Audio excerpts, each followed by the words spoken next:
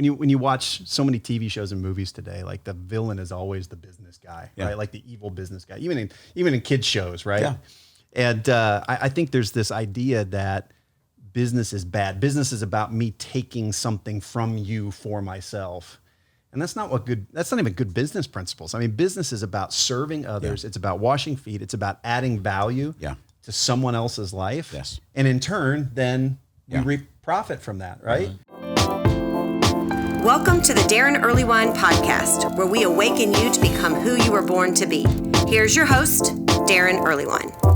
Welcome back to the Daron Earlewine podcast. Thank you so much for downloading this episode. And this I think I'm right on this one. It's episode 34. I have been driving Coop, our creative director and producer, Jen, crazy because I keep saying the wrong episode number. So I'm sorry, guys. It's right on the pod. It's right on the app. It's just wrong coming out of my mouth. But I think I am right this time. We're sitting down with actually Daron Cooper, our creative director. We're sitting down with his dad and his older brother who have an amazing company and nonprofit that is going to absolutely inspire you like crazy. I can't wait to get to their content. But welcome back to the Daron Earlewine podcast. Each and every week, we do our best to awaken you to become who you were born to be. And thanks for downloading this episode. If you haven't had a chance, go subscribe to the channel, whether you're watching on YouTube or you download it audio-wise. And we'd love for you to leave a review on Apple iTunes podcast app or wherever you download it. It means the world to us. Thank you so much. Hey guys, listen,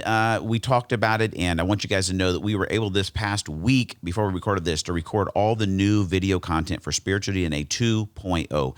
I talk about Spiritual DNA, the online course and live workshop often here on the podcast because it's an online course and a live workshop that I've created that takes you through a handful of assessments that will move you from feeling insignificant or ineffective, not knowing exactly the unique way God's created you, to get you to the place where you begin to know your God-given worth and it leads you to start changing your world. And so we recorded the content originally about 9 years ago, and we were able to, on this past week, record all the new content. We've added the Enneagram to the course, and we're going to be hustling hard on our part to get those edited, to get that ready to go, and relaunch the website so you can take Spiritual DNA 2.0. If you've not taken Spiritual DNA yet, I don't want to say this, but I'm going to, is maybe just wait about a month. And when Spiritual DNA 2.0 launches, make that the next point, that your kind of waypoint, your launch point. And we're going to work to try to see that happen in the next month or so. And excited for it to come out, excited for you to be able to be encouraged and awakened through it. And so I want to thank those that came, were part of our live studio audience for that event. And we'll have new DNA live events coming up in the future, and just be looking out for that stuff. We're excited to be able to get you guys more and more resources that way. So that's happening. And this week, guys, we're going to sit down with the Coopers, and they run a company called CRF, where basically they own apartment complexes around the state of Indiana. That doesn't sound all that cool. There's lots of companies like that. The unique thing about what they've done and what Dave Cooper has done is that they started this company with the express reason of being a successful company so they could actually funnel and invest profits into missions, global missions around the world. They take so much of what they actually make and give it back to God to do great things around the world. And they have actually invested millions of dollars in global missions in the past 20 years. It is an unbelievably inspiring story, and I can't wait for you to get to it. And here's a couple of things I want you to listen to as you start. One of the main things that Dave and Erik are going to bring out is such a core value for us as a podcast, and it's this. It's that you are called by God to a specific mission. One of the things that they hit on that is such a soapbox issue for me, something I'm so passionate about, is that there is no secular or sacred divide in life. There's not people that have like a real sacred calling, and there's some people that just have a secular job. You just kind of a spectator. Is there's like the all-stars in God's kingdom, and then there's just some role players that don't do much. That's not true. We talk about it all the time, right? Right there in Ephesians chapter 4, Paul starts off and he says, "Therefore, I beg you to lead a life worthy of your calling, for you have been called by God." And that scripture is not written to a leadership retreat for the church in Ephesus. This is written to everyone, to each one. in the kingdom. And so I want you to hear that. I want you to think about that. I want you to receive that from the Coopers, because if you're at a place right now where you are undervaluing the calling that God has given you because you don't feel like that you were called to serve at a church, or you're not a missionary, you may be missing the amazing eternal impact that God has for you right in the place that you are. Okay. The second part that I want you to listen to as we get in, and we'll have a bunch to unpack at the end of it, but is to begin to, if you haven't, to take seriously the things that you don't want to do. Dave Cooper is going to tell a story about being a ketchup inspector, or it's hilarious. But he had these jobs throughout his life where he realized very early in life the things he did not want to do. And then he gave himself the permission to begin to pursue things that he was passionate about, that he was interested in, and that he felt he had unique gifting to do. And I want you to think about that as you're listening through this podcast. Are you currently protecting and hiding in a catch-up inspecting type job? It'll make sense after you listen to the interview. I want you to think about that. You have a calling, you're living a life worthy to it, and are you protecting a job that you were not called or shouldn't be wasting your life in because God has called you to be so much more than a catch-up inspector? That's what I want you to listen for. And there's going to be so much more good content in this episode.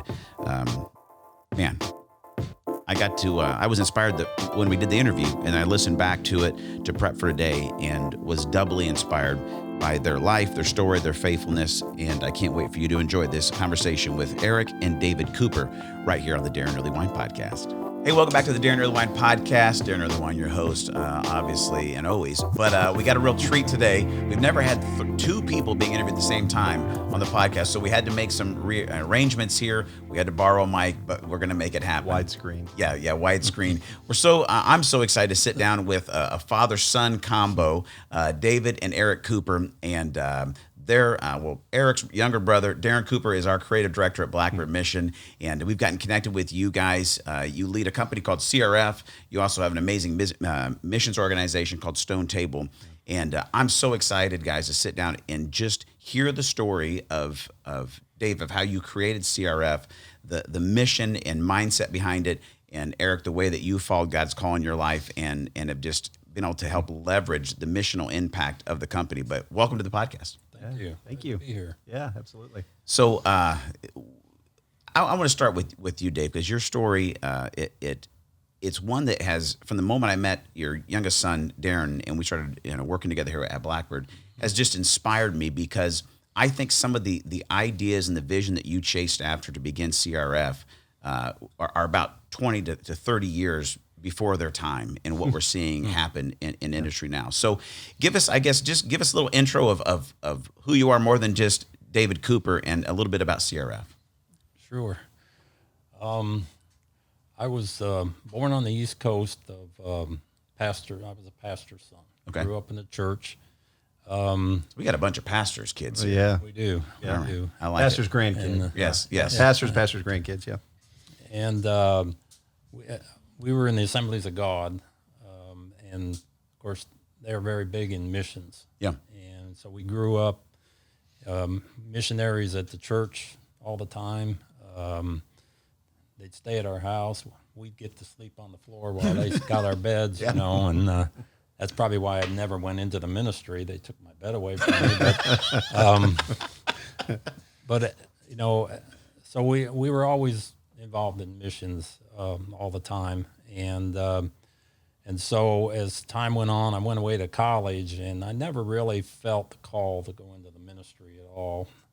But I really never knew exactly what I wanted to do. Did you feel like, David? Did you feel like, because you grew up in that kind of context, like was that kind of disappointing? Like were you like wishing, like, man, I really want to have a call like those people that I heard growing up, or did you feel like you were missing something, or was it not on the radar?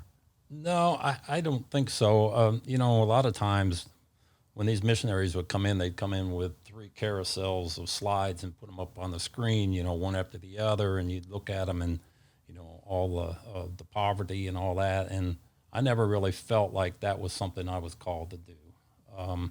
And I never really felt the call to the ministry, I think, because, as the son of a minister, you see a lot of things that go on, and and so some point in time when I was about 18, 19 years old, I saw some of that, and I said, I just don't want to do that. And so I went away to college and decided I was going to become a businessman. What that meant, I didn't know. So I majored in management at college, but all the time we were still involved in missions, even at the school.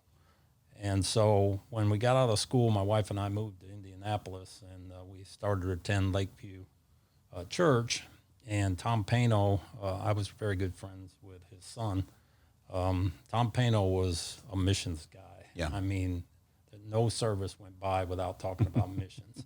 And every year we had a big convention, and they had missionaries in and all that. And so we've always been tied into missions. And so I was working for an accounting firm, got my CPA, and I think in reality, I never really knew what I wanted to do, but in reality, I was doing work for nursing homes. And I'd go out to these nursing homes, some of these small places, and, I'd see the way these people, the owners, operated the facilities, and I thought, I think I can do that. And so in 1972, I decided not to be a CPA any longer and got into the nursing home business. Not really involved in missions as far as the company went. Right. But in 1984, we sold that business. And so kind of stepped forward. I did some other things during that time. But around 1992, we were involved with another developer here in Indianapolis. And he found and came talk to me about a program with Section 8 housing. And so we talked about the possibility of setting up an entity, a not-for-profit entity, because this program that we got involved in was designed for not-for-profit entities. And so that's how we started out into the housing business. So how would you, Erik, maybe give me a 1-2 sentence definition of what CRF as a company is and what they do. Yeah, CRF is a nonprofit affordable housing provider. So we own, manage, and construct affordable housing for people who need it. And so when these guys set the business up, it was to leverage that program, but also half the profits every year from day one went back to build the company. The other half was designed to go right out the door to global missions work. And so that was how kind of the whole global missions DNA and business DNA collided there at the foundation of. So for you, it was the businesses were kind of what drew you in somewhat, but Exactly. It sounds like the mission side of things was hardwired into your DNA. Sure. I mean, when you're 30 years of being around it, Yeah. It never goes away. Quick question that's completely unrelated, but I grew up as a pastor's kid, and I remember missionaries coming into our church all the time, and I always joke, for some reason, they always had these button-down shirts that had 4 pockets. Did you guys have the 4-pocket shirt missionaries come in? I'm sure we did. I never counted the pockets. But, I don't know what it was. I just remember, and I was like, maybe it was like you graduated from mission school, and they're like, here's your shirt, Maybe you needed extra pockets for food. I don't know. But what's funny to hear you unpack that, Dave, is when growing up as a pastor's kid, I early on knew that I wanted to be a musician. I wanted to be a drummer. I wanted to travel the world. I wanted to make an impact. And I can just remember fearing that if I trusted Jesus with my dreams and hopes, that he was going to ruin my life. Because I saw this missionaries as like they were the all-stars in the kingdom. Right. But I thought they were kind of weird and awkward. and I'm not trying to be mean. It just was. And then watching my dad's life, pastoring small local churches, I was like, man, either pastor or missionary seems like what you have to do to be significant in the kingdom. And both of those scared me to death. And I thought it would be, this sounds terrible to say, but I felt like it was going to be a waste of my life. Mm-hmm. But when I've sensed a call to ministry, that's been my struggle the whole time. But what is interesting and what I love about your journey is you kind of knew what you didn't want to be a part of, but then it's like God just kind of, like he said, he hardwired that missions, element into your life from the get-go. Right. And I really do believe that we missions is very important, obviously. Yeah. And when missionaries would come in, they were always looking for support. Yeah. And rightly so. Sure, That's yeah. how they got their support.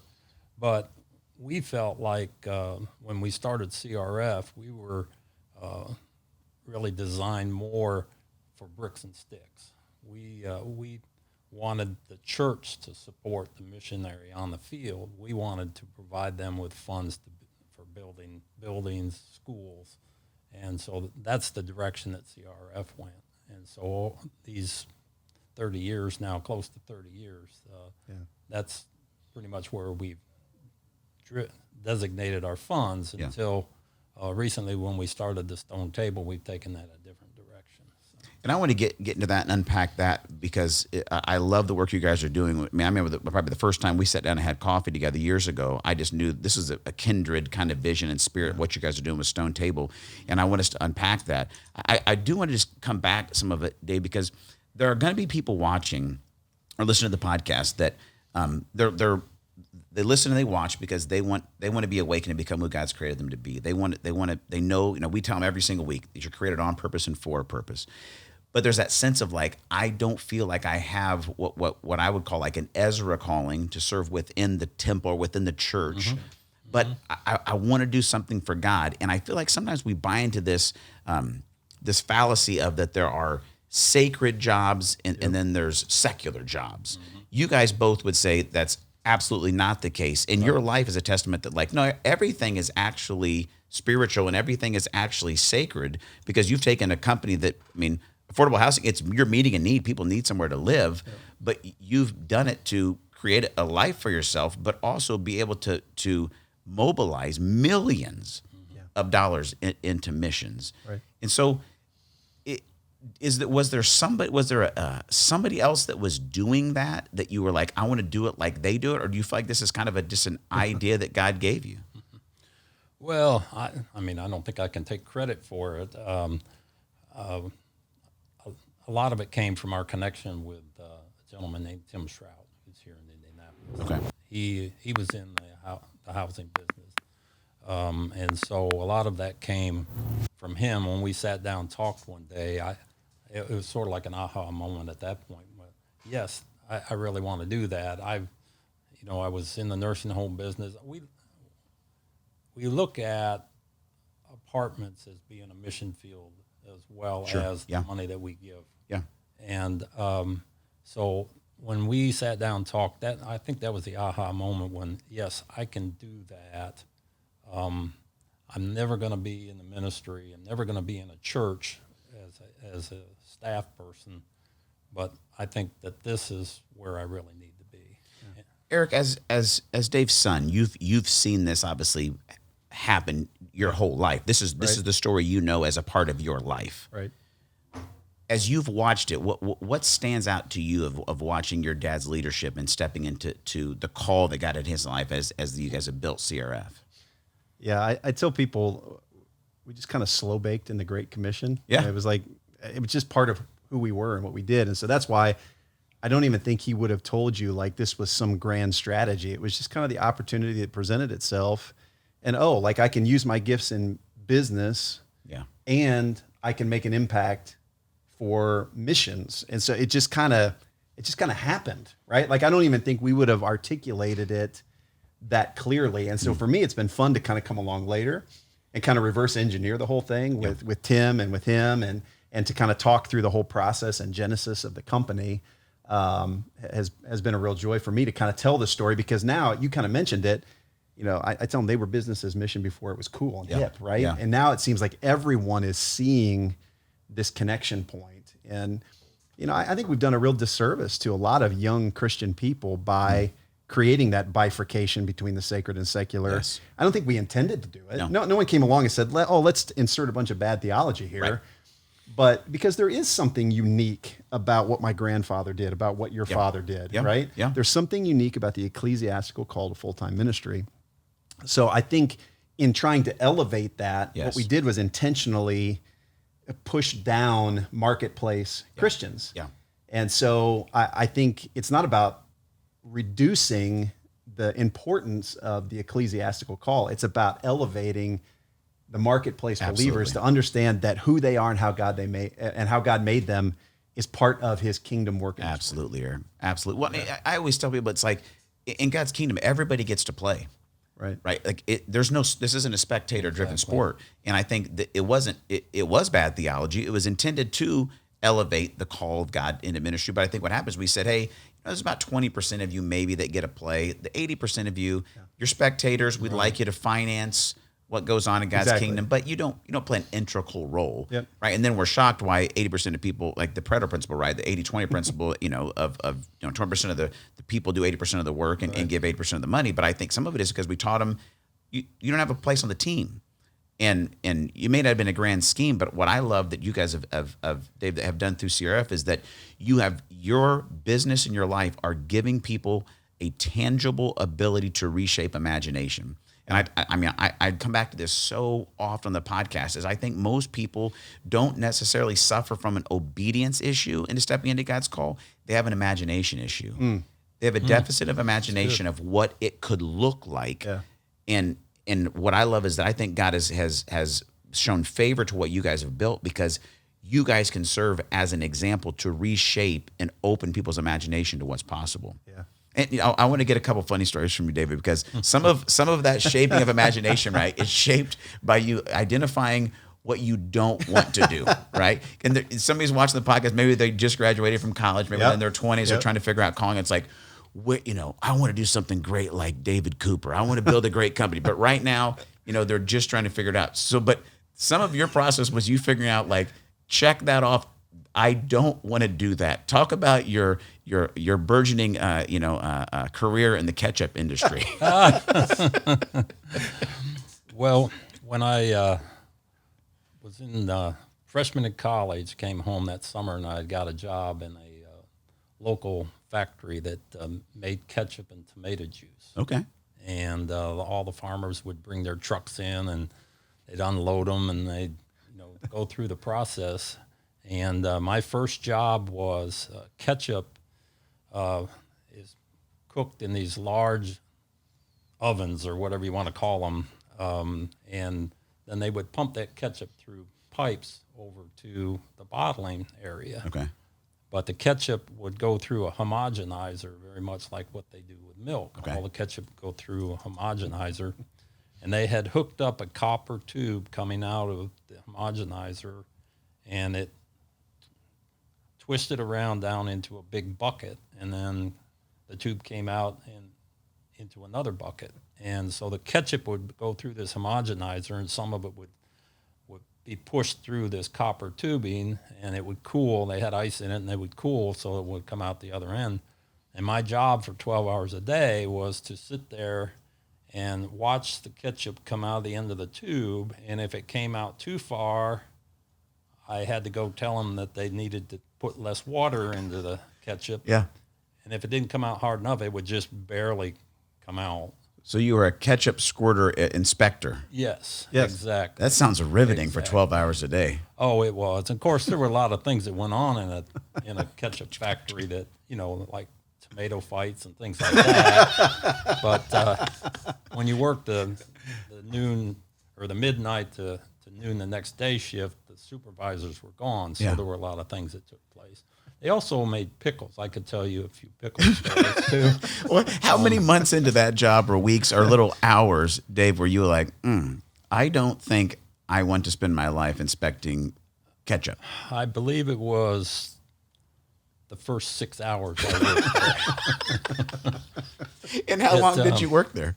I worked there 2 summers, and then I'd had enough of that, so I went to work at a glass plant. We made glass bottles. But you've done a lot of things. We don't have time for the story. Well, next time you come out, I want to talk about the story where you worked overnight at a Motel 6. Is this correct? It was a local motel. Local motel. Empire Inn. And you hung out for months with a convicted escaped murderer. That was a fine gentleman after you got done on the road crew. He was very You nice. didn't know he was a murderer at the right? time. Yes. No. Yeah. Except for killing people. Great chap. But here's what I want to bring out from this, Dave, is what I love about your story and what I want people to hear today is there's somebody right now that they're struggling to trust God with their future. Mm-hmm. and they're holding on to a catch-up type job, right? I got this job. It's 12 hours. You said it paid you pretty decent, right? Yeah, like 50 cents an hour. Okay, that's big money. Back then, right? Was a lot of But I money. mean, you were making money. You had a job, and you could have held on to that and said, you know what? I don't know about ministry. I don't know about missions. I don't know about trusting God. I'm just going to stay here. It's predictable, and I'm going to watch catch up for the rest of my life.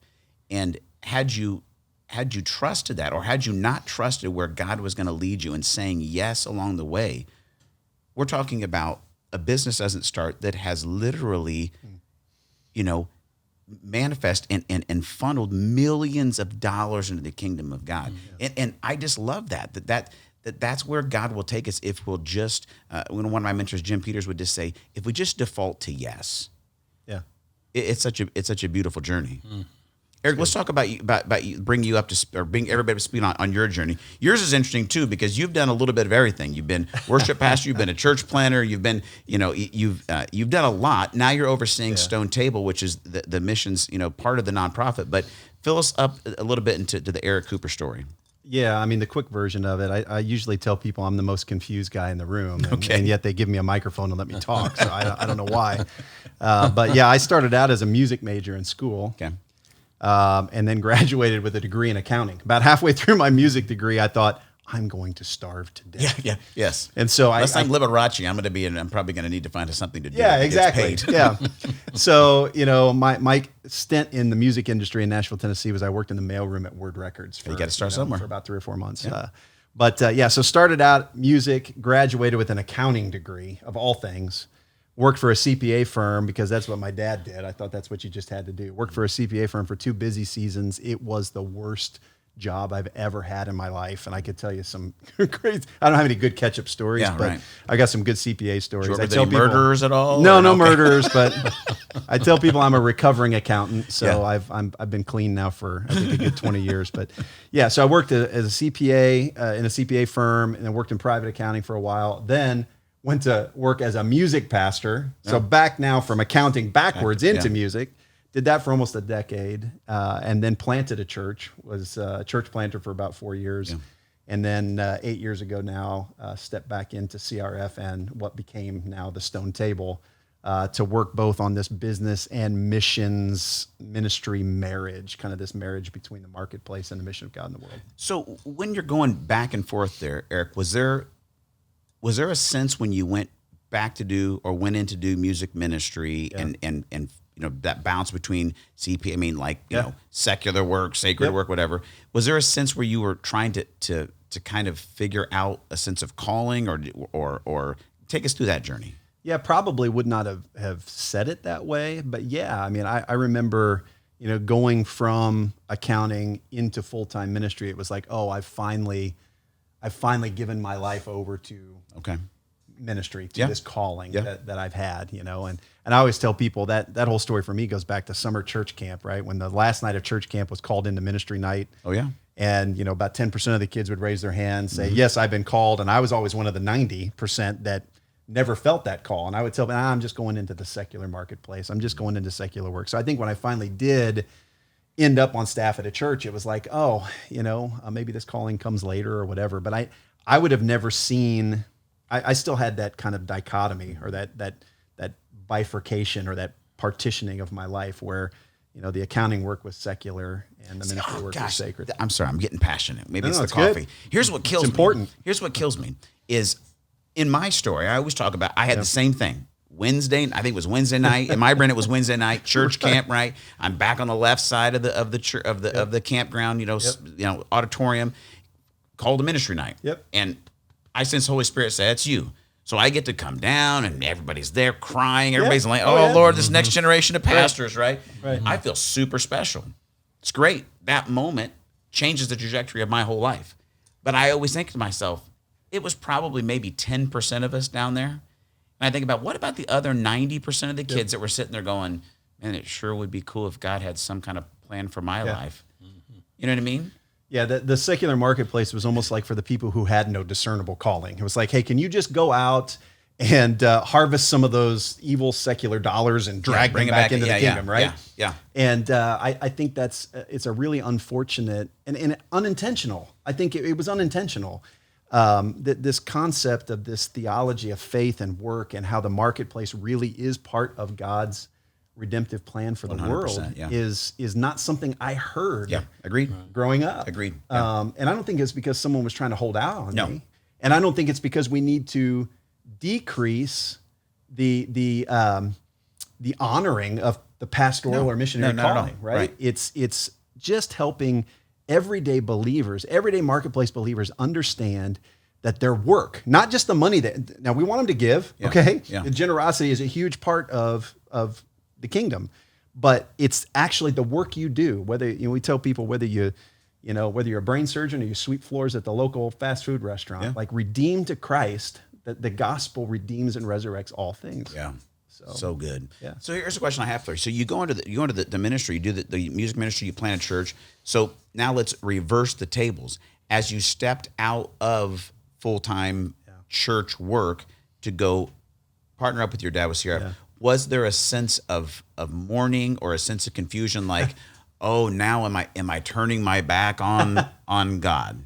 Yeah, I do think, I remember when I first went into the ministry, I never wanted anybody to call me pastor. I thought it was weird, right? And then when I stepped back out of ministry, I was like, oh, I'm not a pastor anymore, right? So there was this kind of weird mourning process there. But I think in fairness, at that point, we were already articulating the CRF story within a missional context. And so one of the reasons they asked me to come back into this role was to kind of marry, to kind of straddle both sides of the coin.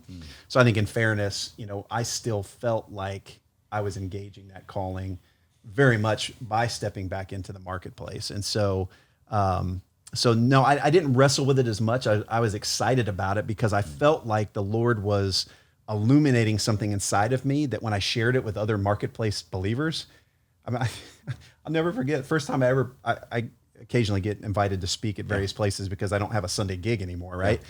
And the first time I ever spoke on faith and work, it was a little Nazarene church down in southern Indiana. I didn't even know what I was talking about. I grabbed some Tim Keller stuff and kind of put this sermon together, and people were down at the front weeping after the service was over. And at first I thought, what heresy did I swerve into? What have I done?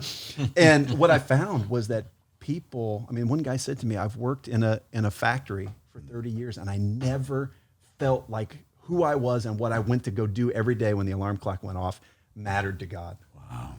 And so for me, I realized very quickly this divine connection between the marketplace and God's work in the world. Erik, do you think if you hadn't had the kind of, most confused person in the room, right? Fair. If you wouldn't have had that journey, I don't think you have the ability to have the compassion and empathy and vision that you have now what you're leading. Yeah, I don't disagree with you at all. I think back to some of my days in accounting, and I love to Christmas Eve one year, I was doing an inventory count up in a warehouse in northern Indiana, right? Counting widgets three stories up on a scissor lift, literally taking a widget out of one box, putting it in another and checking this off for this inventory count we were doing. And I think about that a lot because I do understand what it is to go to work every day and think, how in the world does this matter to anything God is doing? And so to have that renewed and revived and then to be able to share that with other people, it's an important thing to me. So. David, one question I want to ask you, and one thing that your younger son, Daron, that works with us here at Blackbird Mission, unfortunately, you guys spelled his name completely wrong, but that's for another podcast. But one thing he says is when we'll talk about what you've built, what Daron will say is, I don't know if my dad had a grandiose vision from day one. He said, what I observed is he got up every day and he went to work and he built a great company. And I want you to speak to that because I feel like sometimes maybe this next generation, I don't know, maybe they miss the idea of like, man, I want to do something significant. And maybe they're going to listen to podcasts. I want to build a company like Dave, which I bet they do, and I remember John Maxwell one time talking about where he was speaking somewhere and, room full of people, and they'd paid, hundreds and hundreds of dollars to come to his conference. And some young leader came up to him and was like, Mr. Maxwell, like I've been doing the math here. And he's like, you're bringing him a pretty good payday today, and I'm noticing this. And he's like, I'd really like to do what you do. Mm-hmm. John Maxwell looked at him and said, I bet you do, son. He's like, if you want to do what I do, you have to do what I did. Right. And there's a part of that is people can look at, oh man, I want to build a company that gives away millions of dollars to missions. Well, I bet you do, but there were a lot of days and weeks and months and years where you just woke up and you went to work and did good business. Talk about the faithfulness, perseverance side of that. That's a hard one. I guess the best way I can express that is that I never really had these grandiose ideas of making millions of dollars. I had a family. My objective was to support my family. Yeah. And, but as I got involved in things and saw other people, what they were doing, then I felt like I could do that. Once I felt like I could do that, then my mindset changed, and that's how I stepped out and started to do other things. And I've been involved in a lot of different businesses, nursing home business. We've built condos. We've done a number of other things. But it's never been, for me, the financial side of it. It's been, I enjoy the work. I enjoy what I do. And I think a younger person, it's very tough for young people because when they come out of school, they most times don't know what they want to do. And so they end up getting a job in an office somewhere. And then as time goes on, they start making a little bit of money and they buy a car, and then they buy a house and they, get themselves into debt. And then it's tough for them to make that decision to move forward. Mm. But if you really believe in what it is that you're doing and take an idea, if you really believe in it, it may take you a long time to get to that point, but you really have to live and breathe it. And that's when we got into the housing business, I had really felt like that was where I needed to be. Mm. And so it was very easy for me to get up every day. And I'm a little older now and I keep getting up every day. I can't get him to retire. But it's, what else are you going to do unless you have something in mind? And so I think a young person today really just has to look at what do you enjoy doing, and then how can I do that to the best of my ability, and also with the Lord's guidance, yeah. How can I get involved and move forward? And I think that's, to me, that is the most important thing today. Mm. Darren, I would just add from my seat on the bus. Yeah. I mean, you probably would have never even heard the CRF story. Neither he or Tim probably would have ever told the CRF story if a blabbermouth like me hadn't come along, kind of the second gen. Mm-hmm.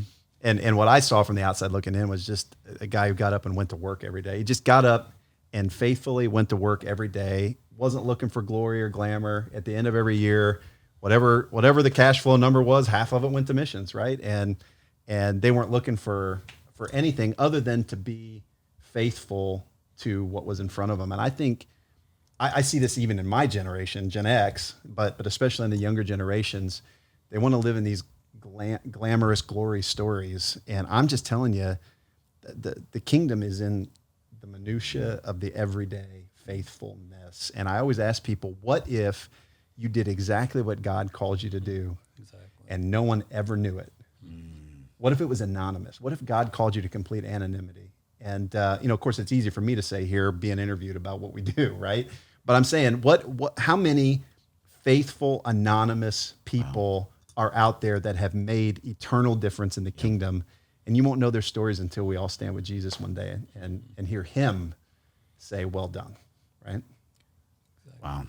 Yeah, we gotta let that sit for a minute, because people just need to soak in the enormity of what you just said, because it is so true. And I think this next generation, I mean, even my generation, then my kids are like, it's almost like everything has been reversed. Mm. Like, hey, now, build your name and your brand, your notoriety on social media platforms for really, really doing nothing. Right?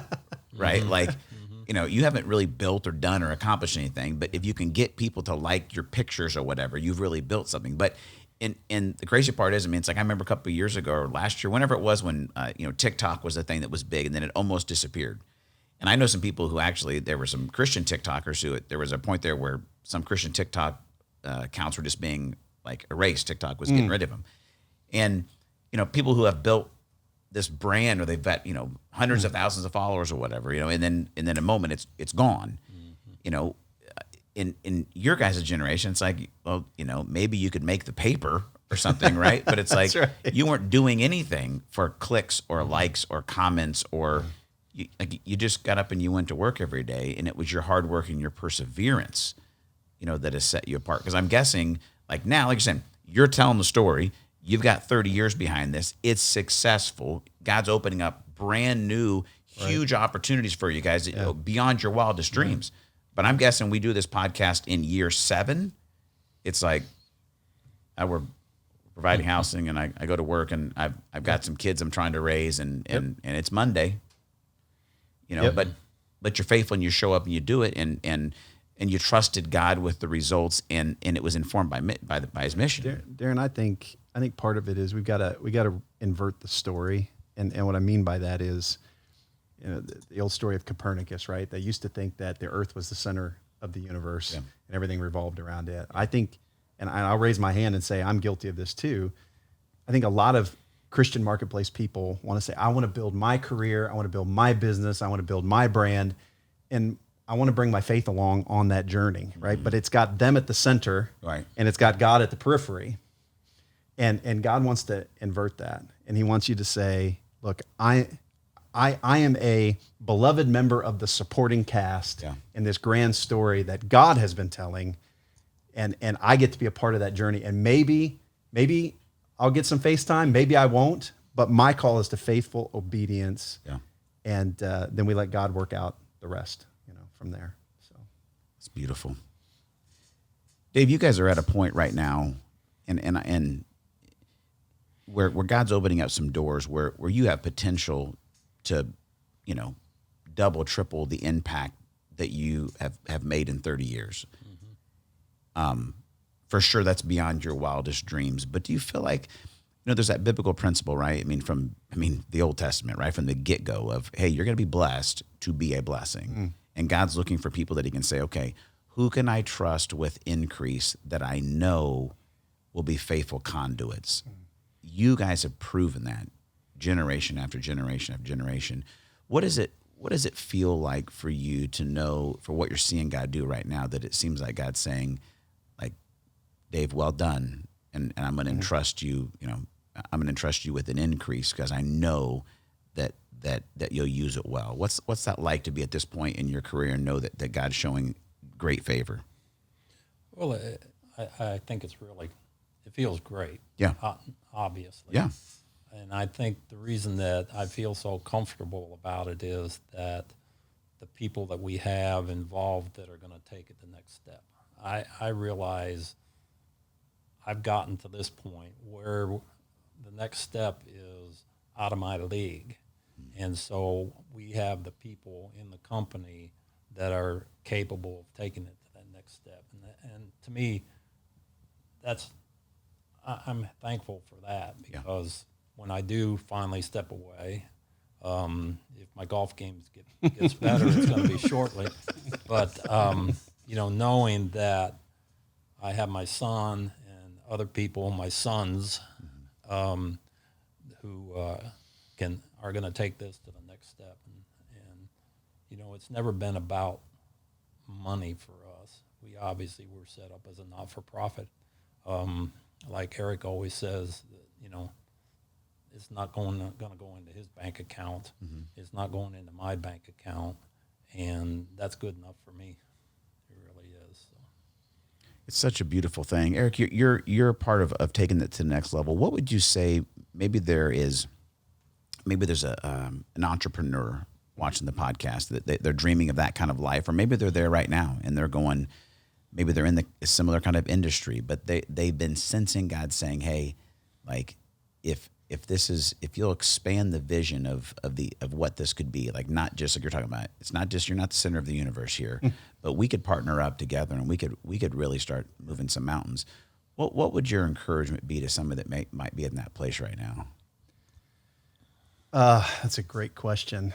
I mean, I think obedience is always the call in the kingdom. Obedience is always the call. So I would say, listen to what the Holy Spirit is saying to you. I look at, I've been reading through the Pentateuch and just finished Joshua today, and the taking of the promised land. And I think one of the things that's very interesting is how many times God says to the Israelites, "Hey, look, you have conquered the promised land, but I'm the one that won the battle." Yeah. Right. Yeah. So your job is to listen to me, to surrender to me, to depend on me, to not follow after idols and other pursuits. Right. Yeah. But God was very clear that, whatever success you've had, ultimately it's because I gave it to you. It doesn't mean you didn't play a role in it. Right. I would say that about CRF, right? Like, I mean, the faithful getting up and going to work every day obviously played a role in us getting where we are right now. But it's God's victory. He's the hero of the story. And so I would just say to any entrepreneurs that are out there, just be obedient. Just listen and be obedient. You don't have to do what we've done and give half your profits away, but whatever the Lord's speaking to you, don't be afraid of it. Yeah. I love it. I think about, look at, the tenor of our culture right now, and this, obviously the younger generation, obviously it seems like there's a strong villainization of the wealthy, right? You got to pay your fair share, and you got to do this, and we're going to tax this. And it's like that if you make a lot of money or you manufacture the ability to build wealth, somehow you become a greedy, terrible person. Yeah. And I think what I notice is I feel like there's an element where there is a prophetic voice coming from that of like, hey, just consuming everything for yourself, like uncontrolled greed, bad. Right. That part is a good critique. Yep. I think the difficult part is for that younger generation to realize like yes, when it's all for you, it's a gift that consumes itself. But if they can take their desire for, to give in the idea of generosity, but then infuse it with hard work and what it takes to build something, maybe the next generation can grab onto this idea of like, hey, it's okay. You want a company to make $600 million a year? No problem. But if you can put a check and balance that we don't just exist for our own pocketbook, but we exist to actually make the world a better place. Isn't there, I mean, when you watch so many TV shows and movies today, like the villain is always the business guy, right? Like the evil business guy, even in kids shows, right? Yeah. And I think there's this idea that business is bad. Business is about me taking something from you for myself. And that's not even good business principles. I mean, business is about serving others. Yeah. It's about washing feet. It's about adding value to someone else's life. Yes. And in turn, then we reap profit from that, right? Right. And so, greed, I tell people all the time, if you look at greed, I mean, Paul even references greed is not a money issue. Greed is an idolatry. It's a worship issue. Yeah. It's a wrong worship issue. Yeah. If we worship the wrong thing, you could have $10 and be greedy. Yeah. Or $10 million and be generous, right? Mm-hmm. Because it's a positioning of the heart. Yeah. And that's what I think we've got to call people to. I love it. Guys, we got to do this again sometime because I want to get in. What I want to do, I'd love to have you come back and I want to do a little bit of a deeper dive into this to the Stone Table whole process and what you guys are creating, because you have made a shift, from sticks and bricks like you've talked about in mission giving to a whole different vision. That I want to have you back, and we'll make sure that producer Jen gets us locked back in to have you back, because you guys have laid a foundation today of the story that is going to impact so many people. But what I want to do is have you back and talk a little more about Stone Table, because I think there could be some more prescriptive type steps that could be very empowering for people to come back and have you back on the podcast. But Dave, thank you so much for your faithfulness, your courage. Thank you for not still watching ketchup come out of a copper tube. Erik, thanks for your journey and the passion you're bringing in, the passion that you're bringing for the kingdom and what you guys are doing with CRF and Stone Table. And can't thank you guys enough. If they want information on what's going on with CRF or Stone Table, how can they stay connected with you guys? Sure, yeah. I mean, you can always find out about our housing company at crf.net. But then at the Stone Table, we've got a whole resource page. We've even got a free 5-day devotional you can download And we don't sell anything. We're not going to, come after you or any of that, but you can download it at thestonetable.org, thestonetable.org, and then / our resource page. But the whole story's there, and hopefully a whole lot of videos and articles and things that maybe will encourage people. It's awesome. David, if you could do it all again and name your son, your youngest son, Daron, but change the spelling of the name, how would you spell it this time around? Well, obviously you're looking for Daron. I'm saying it's a very strong choice. A man of wisdom. Can I tell you where Daron came from? You can. It's part of David, okay, and part of Karen. Daron. That's where it came from. So you manipulated the proper spelling to make it work for your family. So you're saying exactly. It's probably wrong. It's true. But you're going to go with it. We were very manipulative. So you've heard it here first on the Daron Earlewine podcast. Thanks, guys. I really appreciate it. And we're back. I told you. I do not lie to you on the podcast. Love the Coopers. Such good content. Like I told you before we went there, right? This idea that I just couldn't get away from the story of Dave watching ketchup squirt out of a copper, tube. And I'm not saying there may be somebody today that is still watching ketchup, and I don't want to demean that idea. And there's always jobs that need to be done. But if Dave had stayed in that job and the only imagination or thought of his life is, well, I guess this is paying the bills, so I should just stay here, that somehow like that job, defined him, or that he needed to try to protect that because it provided for him. It breaks my heart, but it fills me with such like passion to think about like everything that wouldn't have happened on earth. Now, actually, I think probably the idea that CRF has and they're doing with Stone Table, it is from God. So I think he would have given it to someone else. But Dave Cooper and their whole family would have missed out on the journey, the excitement, the growing of faith, everything that has come in because that he has moved towards rejecting an idea of fear or security and stepped out in faith and faithfulness. And I just wonder right now, if you're listening to the podcast, and I don't know if you're right out of college, maybe you're 35 and you just feel kind of stuck in your job, or you're even later on in your age, your career, you're 45 and you're thinking, I have hated what I've done since day one, but I've stayed here because I'm trying to protect, and here's a phrase I want you to wrap your mind around, the illusion of safety or security.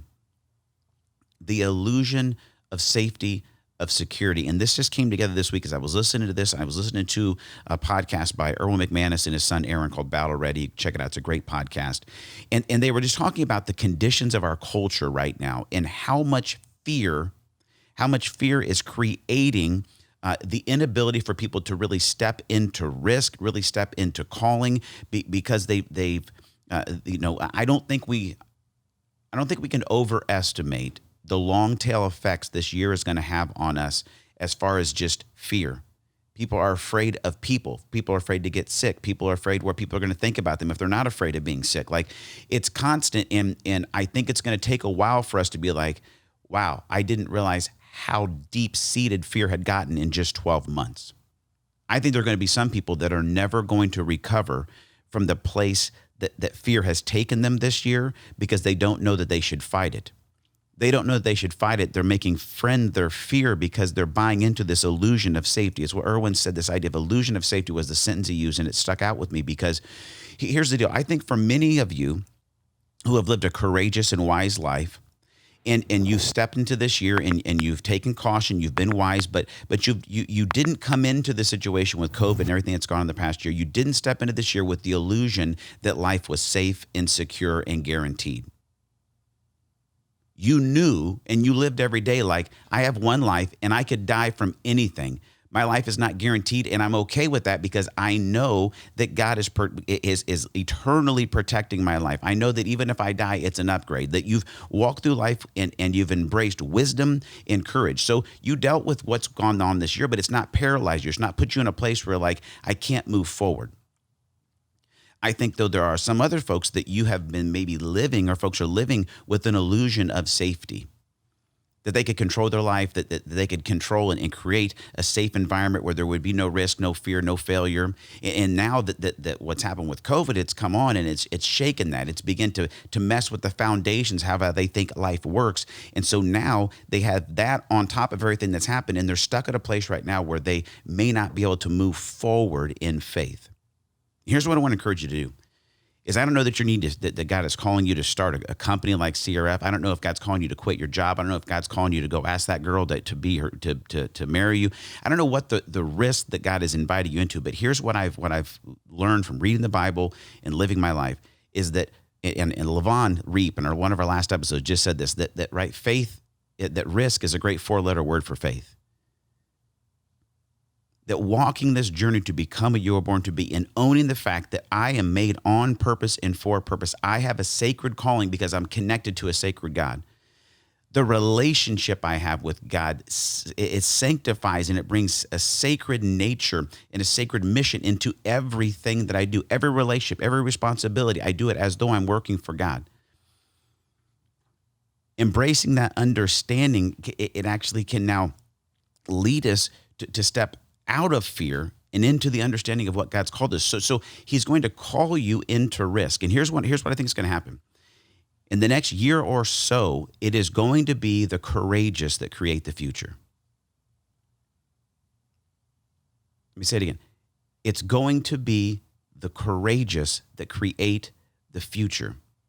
There are companies, there are opportunities, there are promotions, there are things that God is going to place out in front of you and built on what we know, what we talk about in spiritual DNA, that you are the actual workmanship of God, created in Christ Jesus to do good works, which he's prepared in advance for you to do, is I believe there's an opportunity that our culture is creating, that those that understand that God has a sacred calling on their life, that they are actually secure in the covenant of God and can step into the kingdom authority and power that God has given him, is that he has what he has in advance for you to do is to be influential and faithful to create the future for whatever industry or life or city or school or whatever it is where he's placed you.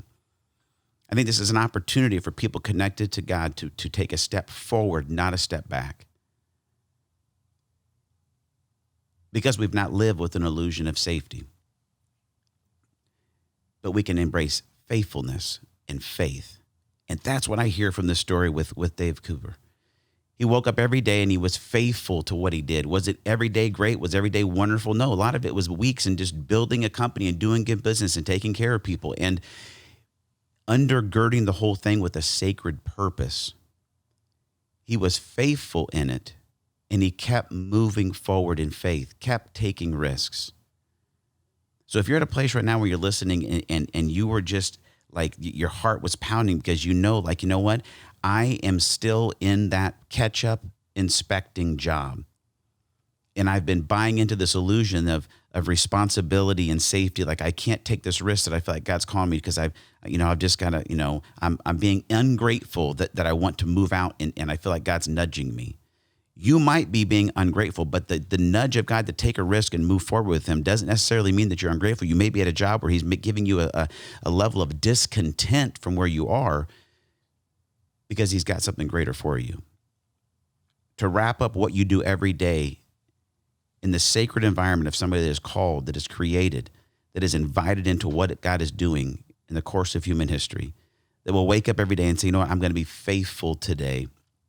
I'm going to show up Monday through Friday. I'm going to do my best because I know I'm working for the Lord, and I will not allow fear to keep me stuck because the future will be created by the courageous. Gosh, I can just keep saying the same thing over and over again because it's got me so stoked. This might be a double listen episode to go back and pick up some of the more of the things that Dave and Erik said. We're going to try to have them back on in the near future to unpack some more of the stuff that CRF is doing because that could be very, I think, prescriptive and very helpful to you. And gosh, so good, so good. Move forward. Give up the illusion of safety and embrace the risk and the excitement of faith. And listen, if you haven't taken your step, I want you to mark it on your calendar that when we release Spiritual DNA 2.0, you want to be the first in line to take the course.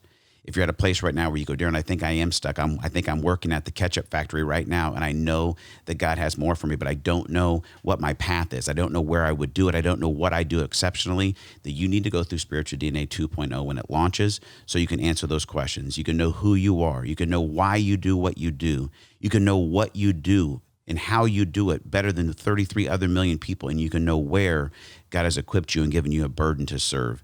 That's what Spiritual DNA helps you unpack. And when 2.0 drops, I can't wait for you to take the course and be a part of the community.